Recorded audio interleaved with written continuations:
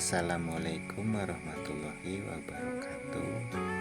Kanggo sedulur kabeh, bokat ana sing garepan pada memantu pengen weruh perhitungan perjodohan. Mangga dibuka tentang perhitungan daripada marek ning omah, mendingan konsultasi ning kene, ning inbox atau ning komentar ya. Sebab perhitungan wong tua zaman bengi niku kanggo perjodohan niku penting. Jare wong tua kula yaiku perhitungane dadi perhitungan iku antara nama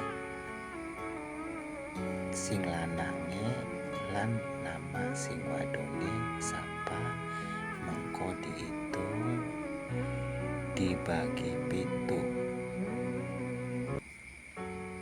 1 tunggak semi, 2 pisang pukur, 3 lumbung kemuling, 4 sanggar ringin, 5 pedaringan kebek, 6 satria lelaku, 7 pendeta mukti. Nah, engko pasangane bakal ketemu mendi, mengko dibahas ning komentar atau ning inbox. Sing penting sampean ikuti ya,